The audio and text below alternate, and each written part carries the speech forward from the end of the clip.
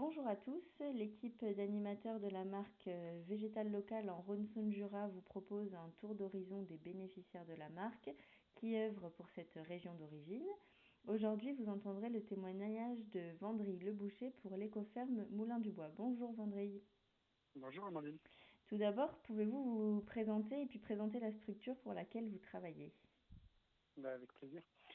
Comme vous l'avez dit, je travaille pour l'écoferme Moulin du Bois et plus particulièrement pour la maison mère Phytorestore. Pour cette entreprise, je suis au poste de chargé de développement des pépinières parce qu'on a des structures qui sont multi-activités. Les pépinières sont des quelques activités que on a sur nos sites. Alors les sites, on en a 5 en France. Aujourd'hui, trois fermes qui sont lancées et qui sont en activité et 2 qui sont encore en montage. Et les activités dont je parle, en plus de la pépinière végétale locale, l'activité historique, c'est celle du roseau-compostage. Phytorestore était un bureau d'études, enfin est toujours un bureau d'études en traitement de l'eau par les plantes. Et donc, 10 ans après son lancement, on a décidé d'avoir nos propres fermes en roseau-compostage sur lesquelles on reçoit des boues, des déchets organiques biodégradables qu'on traite par roseau. On a aussi toujours une vocation agricole. On reste des fermes, donc on a des cultures alimentaires et énergie sur nos fermes.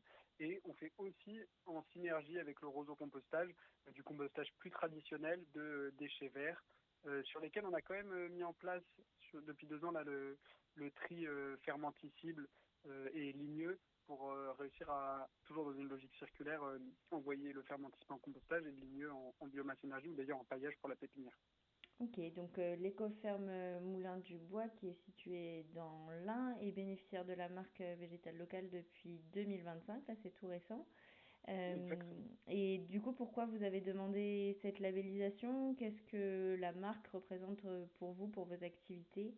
Et puis, quelles opportunités vous avez pu identifier avec la marque pour vos Non, pépinières? c'est une bonne question. Nous, dans tous les cas, pour notre activité, on avait besoin d'avoir une pépinière de roseaux pour quand on vient curer les bassins, on puisse replanter.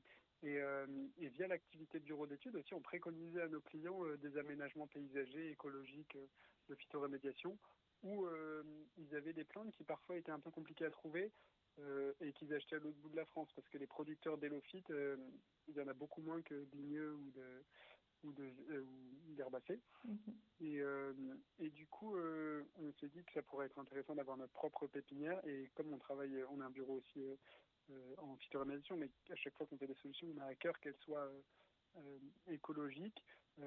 La démarche végétale locale, elle s'inscrit complètement dans ce registre-là. Et pas mal de nos clients sont d'ailleurs intéressés d'aller jusqu'au bout pour la biodiversité, de planter des végétaux qui sont adaptés. Donc pour nous, c'est différenciant et c'est vraiment une plus-value par rapport à nos clients de travailler avec le végétal local.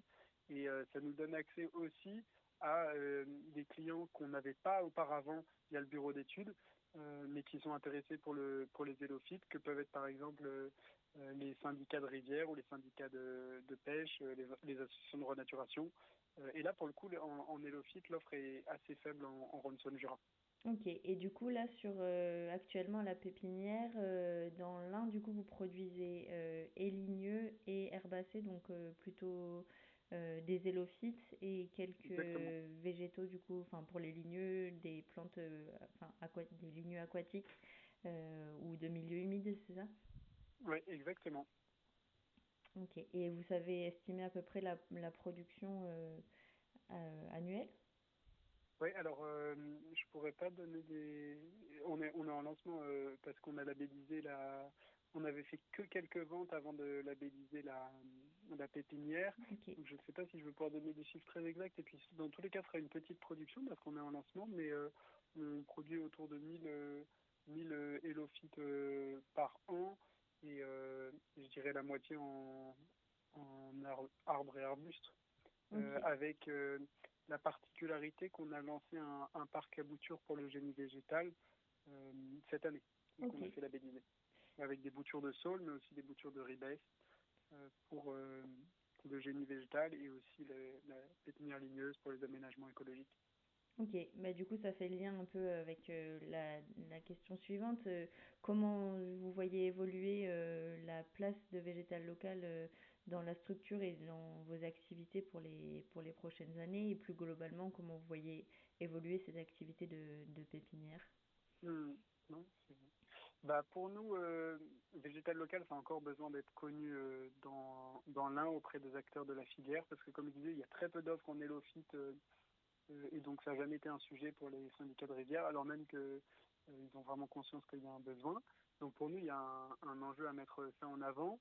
Et pour ça, c'est un peu un cercle vertueux si on le prend dans le bon sens, mais vicieux dans l'autre sens. C'est qu'on a besoin de se faire connaître pour avoir des commandes, mais on a aussi besoin de commandes pour Mm. se lancer et grandir.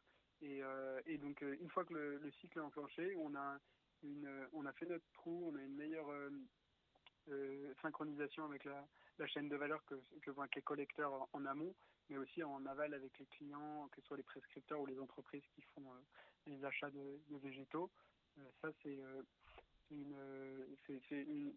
un vrai défi pour les années qui arrivent pour notre pépinière. Et puis après, au-delà du végétal local, nous, je pense que ce qu'on arrivera à mettre en place et qui nous tient déjà à cœur, c'est de proposer des projets clés en main où on va arriver sur un projet, si besoin, on peut réaliser la taille ou le focardage des espaces, traiter les déchets verts sur notre plateforme de compostage, réaliser le travail du sol et la plantation avec nos végétaux, et ensuite pailler avec les déchets verts broyés on a sur la plateforme ou le miscanthus qu'on produit sur nos champs. Donc ça, c'est des défis pour les années à venir et toujours à l'écoute des besoins qui se feront sentir aussi localement, puisque la pépinière est jeune. Je pense que c'est une période où on est aussi à l'affût des besoins pour pouvoir se positionner pour y répondre. Ok, donc ouais, végétal local potentiellement une place plus importante dans vos projets, mais on va dire d'essayer de réfléchir toutes les productions, toutes les étapes que vous pouvez faire pour vraiment avoir une sorte d'économie circulaire dans votre activité, quoi. Ouais, c'est exactement ça. Ok, et ben merci d'avoir répondu à nos questions. Peut-être avant de conclure, est-ce que vous avez quelque chose à ajouter que vous n'auriez pas dit que vous voulez nous partager? Non, ça semble assez complet, mais on est très friand de retour des uns et des autres, de faire visiter la pépinière et puis le reste du site. Donc n'hésitez pas à nous contacter pour ça. Ok, super. Et ben merci beaucoup encore une fois et puis bonne continuation. Au revoir. Au revoir.